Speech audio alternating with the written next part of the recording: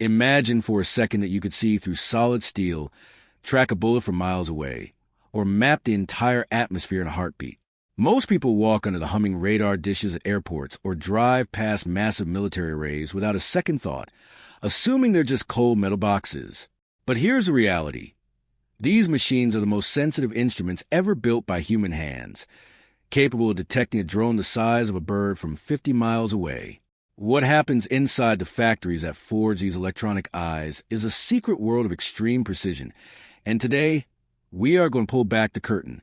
You're about to see how we turn raw earth into the technology that keeps the modern world from colliding with itself. Think about this. A modern radar isn't just one thing. It's a symphony of silicon, rare earth metals, and aerospace-grade alloys that have to function perfectly in the freezing vacuum of high-altitude flight or the blistering heat of a desert storm. We are talking about manufacturing tolerances so tight that a single microscopic speck of dust can render a multi-million-dollar sensor useless.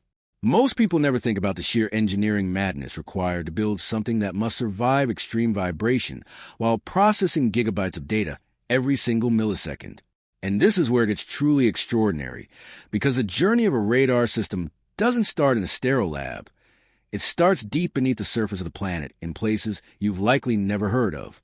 To build the heart of radar, you need gallium and germanium, rare elements often sourced from deep vein mines in the Sichuan province of China or the remote regions of the Congo.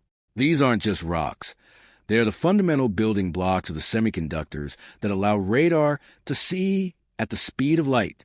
The refining process is a brutal, high-heat affair, taking place in massive blast furnaces that reach over 1,200 degrees Celsius or 2,192 degrees Fahrenheit to purify these elements to a staggering 99.999% purity. If the purity drops even a fraction, the radar loses its sensitivity, effectively going blind in the very environment it's designed to protect. But as you watch these raw ingots being poured, you have to ask yourself, what happens when the supply of these exotic materials dries up? Once refined, these high-purity materials are shipped across the ocean in heavily guarded, vibration-dampened containers, traveling thousands of miles to reach the high-tech fabrication hubs. It's an incredibly expensive supply chain, with a single kilogram of high-grade gallium nitride costing thousands of dollars, making it more precious than gold in the eyes of an engineer. You are looking at a logistical miracle where thousands of different parts, from specialized ceramics to ultralight carbon fiber shells, must converge at the factory gates on the exact same day. If one shipment of fasteners from a plant in Germany is delayed by even 24 hours, the entire production line grinds to a halt. And just when you think the process is under control, the real manufacturing nightmare begins. We step on the floor of a clean room facility, where the air is filtered so aggressively that you'd struggle to find a single dust particle in a cubic meter. The temperature is locked at a constant 20 degrees Celsius or 68 degrees Fahrenheit, and the humidity is held at precisely 40% to prevent static electricity from frying the delicate chips. Here, workers clad in full-body white suits, we call them bunny suits, operate automated CNC machines that carve radar-absorbent structures with precision of 5 microns. That's roughly the size of a human red blood cell. You can hear the high-pitched whine of the cutters moving at 20,000 revolutions per minute, carving patterns that look like something from a science fiction movie. What happens next, however, is a process that surprised even the most experienced engineers during the development phase. The assembly of the transmit-receive modules is where the magic happens, and it's done by robots that move with a grace and speed that makes the human hand look like it's moving in slow motion. Using pressurized robotic arms, exerting exactly 5 psi of force, they place thousands of microscopic transistors onto ceramic bases in under 60 seconds. The smell in this part of the factory is unique, a sharp, ozone-like scent of ionized air and cured resins. Every connection is then blasted with an infrared laser at 300 degrees Celsius for 3 seconds to fuse the metal, a chemical reaction that creates a bond stronger than the base materials themselves.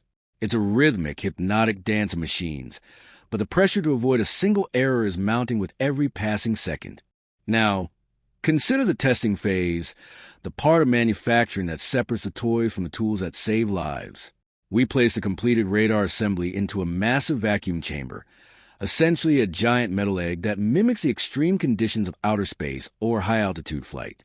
We subject the hardware to a shaker table test, vibrating the device at 20 G of force for 4 straight hours, simulating the terrifying turbulence of a supersonic jet engine. If a single solder joint breaks, the entire unit is stripped down and analyzed by an AI vision system that pinpoints the failure to the exact millisecond it occurred. You might think machines would handle this, but the final, most critical inspection is always done by a human eye. Why is a human involved when we have million-dollar scanners? Because there are subtle hairline fractures in the composite housing that occur only under specific temperature gradients. Cracks that an AI is trained to ignore as surface noise. An experienced technician, using nothing more than a magnifying glass and a lifetime of instinct, can spot these microscopic flaws that threaten the structural integrity of the dish. This human touch is a final gatekeeper. It's the difference between a system that lasts for 20 years and one that fails during its first mission. It's a sobering reminder that even in an era of pure automation, human intuition remains the ultimate quality control tool. And here is where the global scale of this industry truly hits home. The global radar market is an absolute juggernaut, currently valued at over $15 billion annually and growing, as every nation scrambles to secure their borders and skies. Over 500,000 skilled workers are employed worldwide, from the mines in the Congo to the high-tech assembly lines in the United States, Japan, and France. Did you know that the average commercial flight you take relies on radar systems that have been upgraded 5 times in the last 3 decades to handle the sheer volume of global air traffic? Or that the first modern radar systems were essentially giant, fire-breathing vacuum tubes that had to be water-cooled to keep them from melting their own frames? We have come a long way from those days, but as the technology shifts toward quantum radar, the next 10 years are going to make our current systems look like Stone Age tools. The next time you hold one of these in your hands, remember, it didn't just appear. It was born from the earth, shaped by fire, perfected by technology, and approved by the strictest standards in the world.